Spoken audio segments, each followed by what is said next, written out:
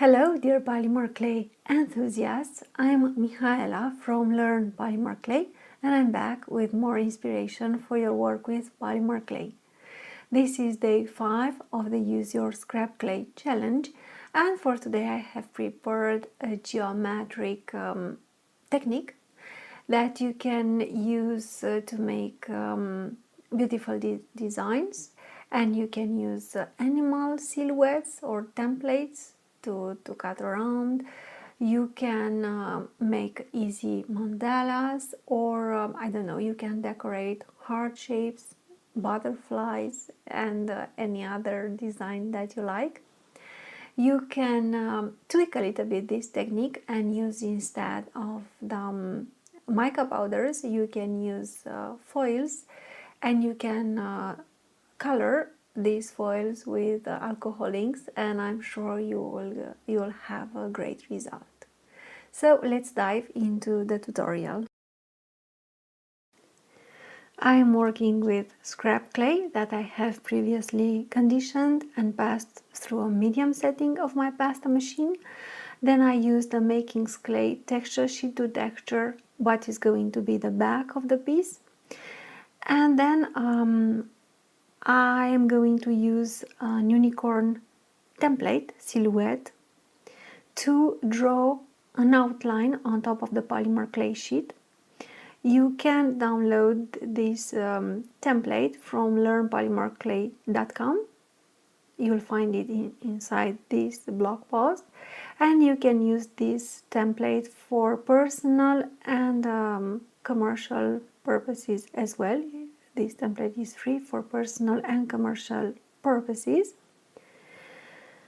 So I'm not cutting around the template, I'm just using the template to draw guiding lines, and they will delimitate the area where I am going to apply small triangles of polymer clay decorated with mica and with gold foil in some areas.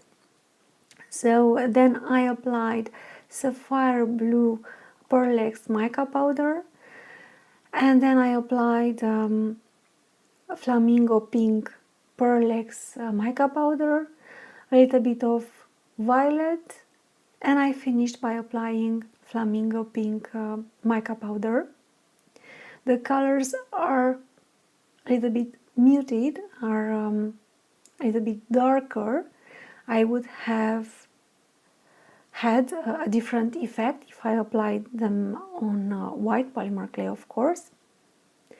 But for this project I'm happy with the look of the piece as it is. And then I passed another piece of scrap clay through the pasta machine on the medium setting, and I applied some gold foil on top of it. Then I'm going to use a very small triangle cutter to cut triangle shapes, but before I'm going to cut thin strips of polymer clay that I'm going to arrange like in a Bargello technique, meaning I'm going to place them one next to each other but slightly offset,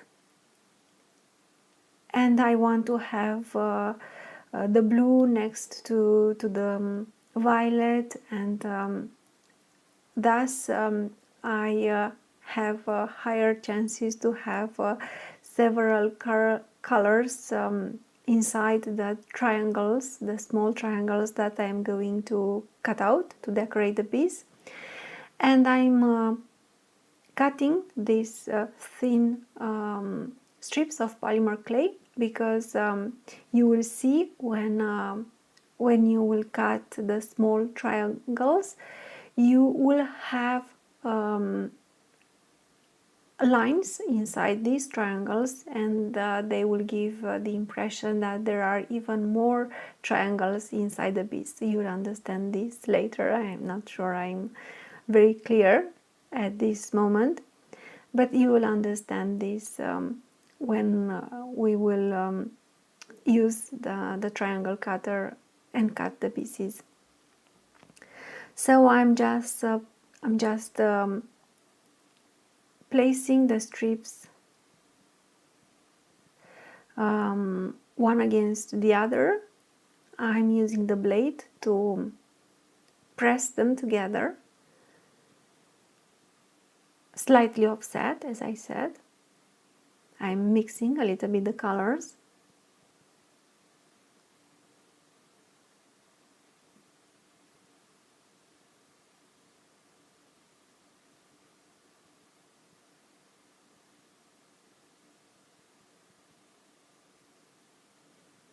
And then I will really press, I will use my hands to press them together. I'm very careful not to leave fingerprints on top of the polymer clay.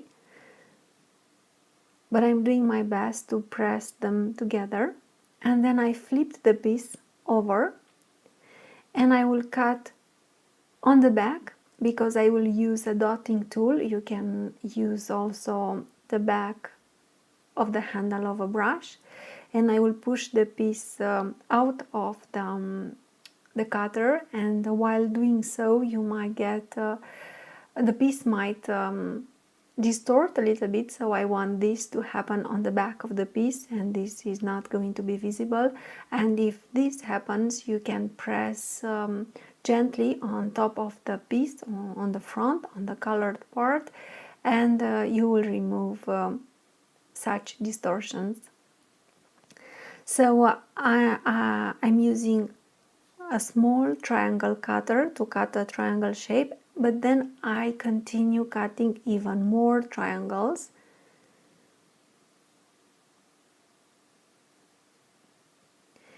And I am using also the gold foil decorated polymer clay to cut tiny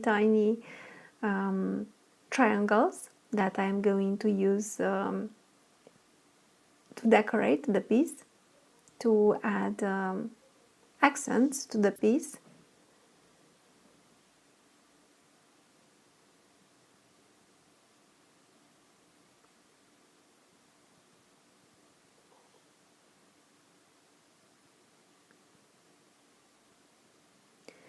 So when I cut the triangle in smaller triangles, you can see that I have triangles with two parts. So you see the dividing line, and this is in fact the line created by the strips put one next to the other. And this will create a very interesting effect inside the design. You will have the impression that there are even more small triangles in the piece. And then you'll just have to press the pieces inside the polymer clay, and I don't know, arrange them like you would do in a puzzle. Try to see how they fit best.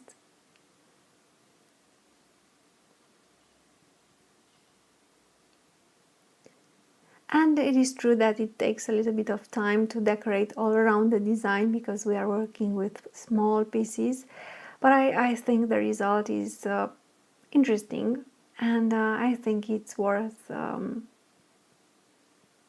effort. I'm trying to use different colors to apply a violet piece next to a blue piece, and I'm also applying small triangles decorated with gold foil in between to add more interest to the piece.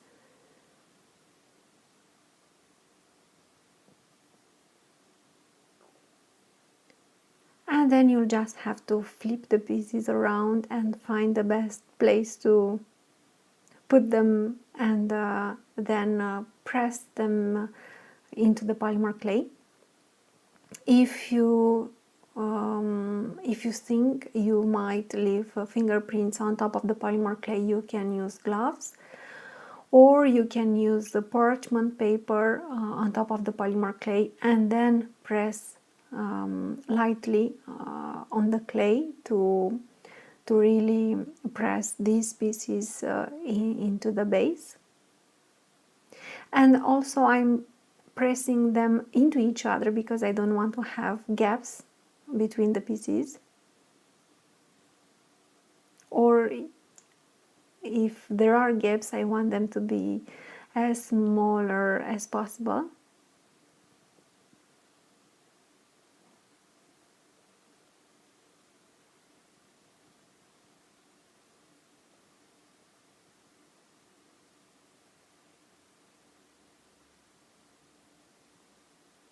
And then you'll have to decorate all around the piece like in a mosaic.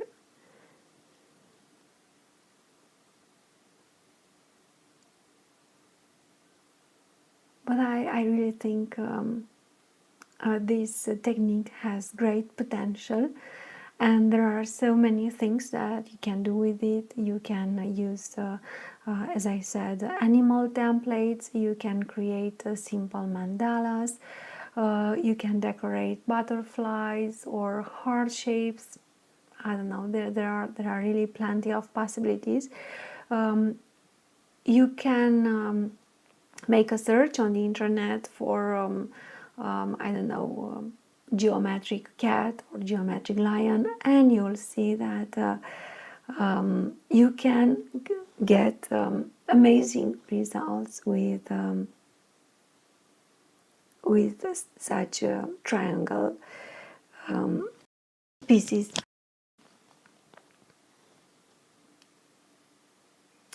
Of course, you can tweak a little bit this technique, and you can use foil decorated small triangles, and you can apply alcohol inks on top of them, and I'm sure you will get a great result as well.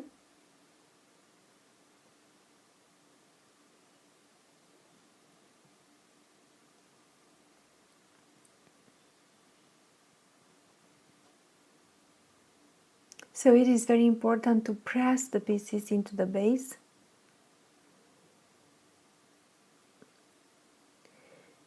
And then I will just use my craft knife to cut all around the unicorn shape.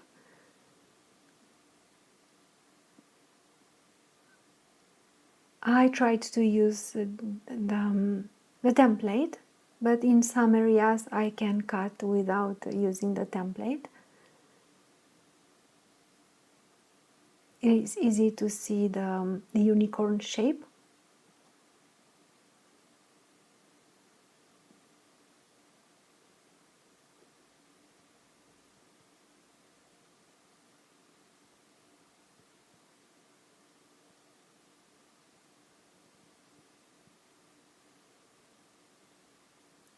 So in order to have great results with this technique, I recommend you to press the pieces into the base, and before putting the piece into the oven, before baking the piece, you should press them again very lightly, maybe using parchment paper on top.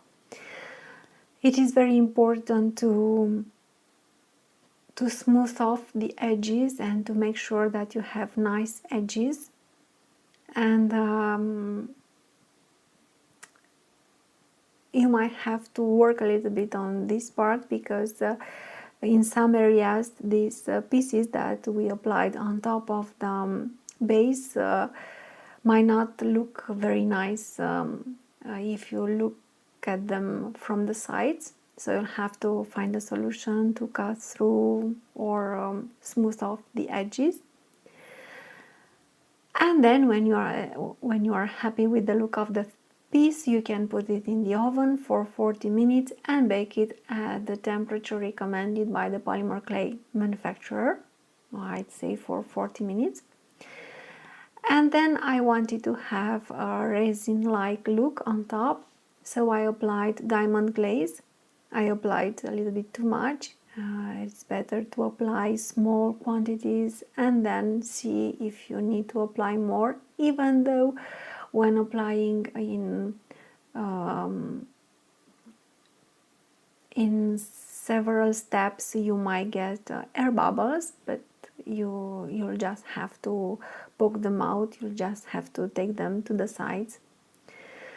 So I hope that you like this tutorial. I hope that you are inspired to use your scrap clay, and I hope that you will find many ideas to use this geometric technique in your work. Thank you. Please press the like button if you like the tutorial. Please subscribe, and please share your impressions with me. Stay tuned for more inspiration for your work with polymer clay. Thank you.